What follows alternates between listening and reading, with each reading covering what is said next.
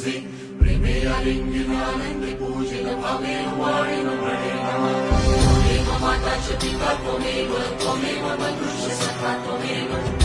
विद्या जगं त्वमेव सर्वं मम देवदेव कायेन वाचा मनसेन्द्रियेण बुद्ध्यात्मना वा